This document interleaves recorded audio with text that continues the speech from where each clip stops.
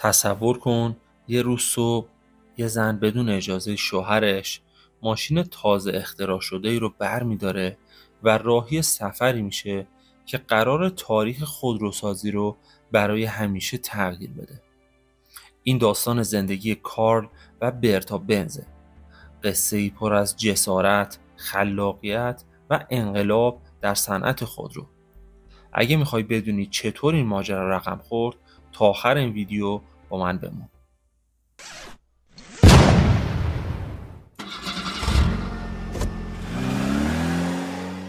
کارل فردریش بنز متولد 25 نوامبر سال 1844 توی شهر صنعتی و دانشگاهی مهم به نام کارلسروه تو آلمان بود. کارل از کودکی به مهندسی و مکانیک علاقه داشت.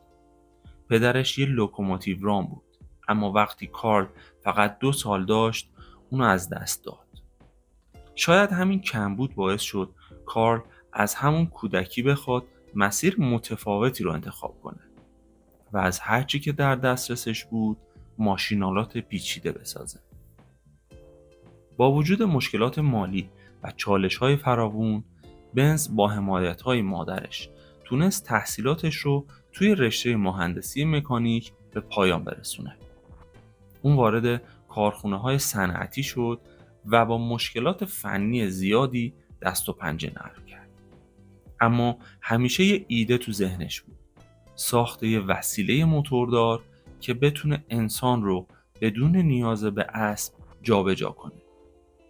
کارل با برتا که فرزند یه صنعتگر موفق و ثروتمند بود ازدواج کرد و بعد از ازدواج به شهر مانهایم که یکی از قطب‌های صنعتی آلمان بود مهاجرت کردند و اونجا بود که شرکت خودش رو به اسم بنز و سی تو سال 1871 تأسیس کرد. سال 1886 بالاخره کارل بنز تونست تو کارگاه کوچیک خودش اولین مدل از ماشین موتوردارش رو بسازه. این دستگاه ساده که تنها یه موتور 2 زمانه داشت همون چیزی بود که بعدها به نام بنز پتنت موتور واگن شناخته شد. اولین خودروی جهان، یه 3 چرخه تک سیلندر با 9 اسب بخار قدرت. با اینکه سعی داشت به مردمی که به اسب و درشکه عادت داشتن ثابت کنه که یه روز میتونن بدون اسب مسافت‌های طولانی رو طی کنن، اما مثل هر اولین دیگه‌ای مردم فقط بهش میخندیدن و باورش نداشتن و فکر میکردن این اختراع بیفایده است، اما اون تسلیم نشد.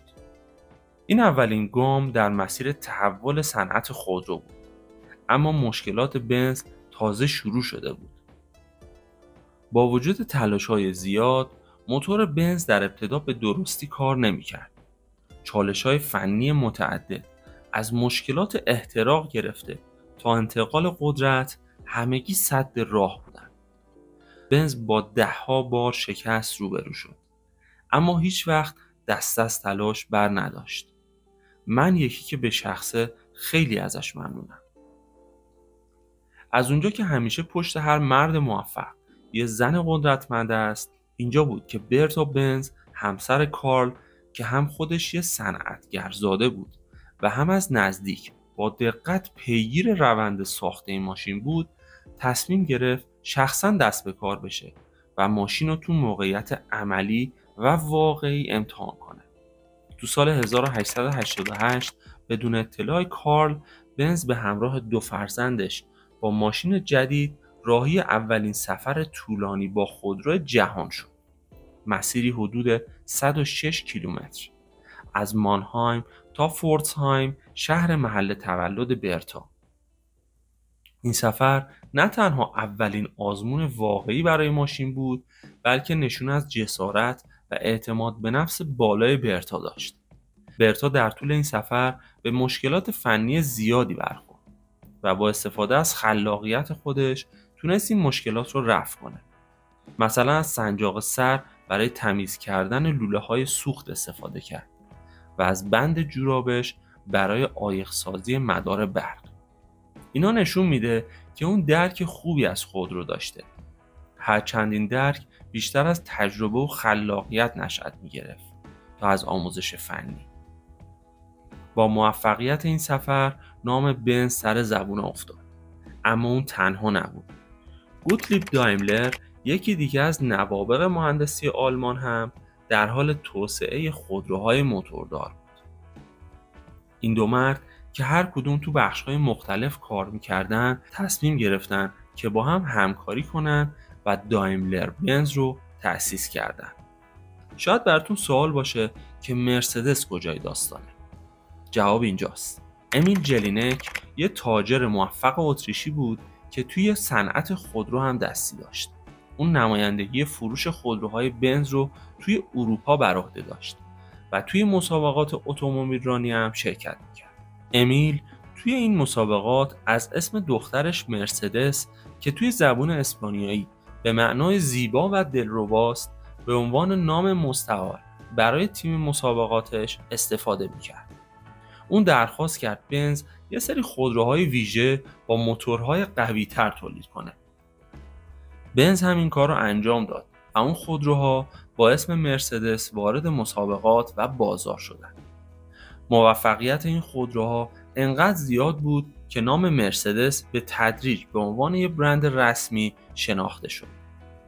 سال 1926 وقتی کارل بنز و گوتلیب دایملر شرکت‌های خودشون رو با هم ادغام کردند و دایملر بنز رو تشکیل دادن، از فرصت پیش اومده استفاده کردن و نام مرسدس که قبلا از طرف جلینک روی ماشین‌ها گذاشته شده بود به عنوان برند رسمی انتخاب شد و اینطوری شد که نام مرسدس بنز با لوگوی سپر به معنی تسلط بر زمین، آسمان و دریا متولد شد و تا امروز موندگاره.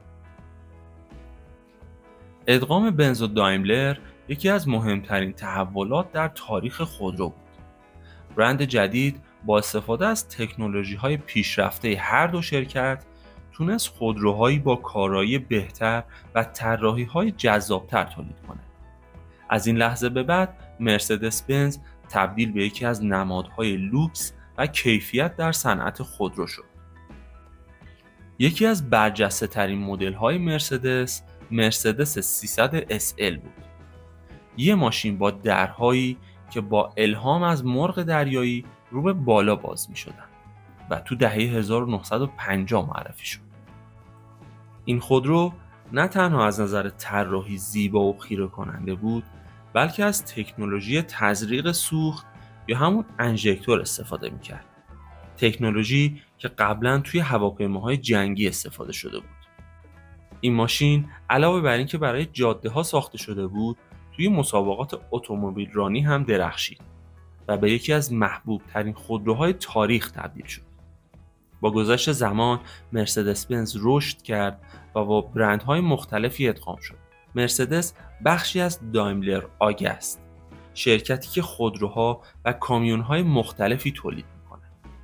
زیر مجموعه‌های این شرکت شامل برندهای لوکسی مثل AMG و میباخ هستند. AMG به عنوان برند پرفورمنس مرسدس خودروهای فوق‌العاده قدرتمندی تولید می‌کنه، در حالی که میباخ نمادی از نهایت لوکس بودنه که تو ویدیوهای بعدی بیشتر به جزئیات این دو برند خواهیم پرداخت. امروزه مرسدس بنز با استفاده از این برندهای مختلف در بخش‌های مختلفی از بازار فعالیت می‌کنه. از خودروهای اسپورت و پرقدرت گرفته تا ماشین‌های فوق‌العاده لوکس و تشریفاتی. مرسدس بنز نه تنها در زمینه نوآوری‌های تکنولوژیک پیشتاز بوده، بلکه از نظر تجاری هم یکی از بزرگترین و ثروتمندترین برندهای جهانه. ارزش مرسدس بنز تو سال 2024 در بازار جهانی بیش از 67 میلیارد دلار برآورد میشه. اما داستان مرسدس بنز هنوز تموم نشده. این برند همچنان به دنبال نوآوری‌های جدید در زمینه خودروهای الکتریکی و خودرانه. خودروهای جدیدی مثل مدل EQ که کاملا الکتریکی هستند، نشان از تعهد مرسدس به آینده‌ای سبزتر و هوشمندتر داره. این سفری بود از اولین روزهای مرسدس بنز، وقتی کارل بنز با اختراع خودش دنیا رو تغییر داد تا امروز که ماشین‌های مرسدس به اوج تکنولوژی رسیدن. مرسدس بنز به ما نشون داده که چطور نوآوری میتونه دنیای خودرو رو متحول کنه. از یه ماشین سه‌چرخه ساده تا یه خودروی هوشمند که تقریباً همه چیز رو خودش انجام میده. از ماشینی که مردم با شک بهش نگاه میکردن تا خودرویی که امروز با سرعت نور حرکت میکنه و خودش میتونه تصمیم گیری کنه. مرسدس بنز از یک کارگاه کوچیک تا به امروز همیشه نمادی از نوآوری و کیفیت بوده و همچنان به سوی آینده‌ای درخشان در حرکته. ممنونم از اینکه وقتتون رو با ما سپری کردید. اگر از این ویدیو خوشتون اومده لطفاً لایک کنید و برای دیدن ویدیوهای بعدی کانال ما رو سابسکرایب کنید.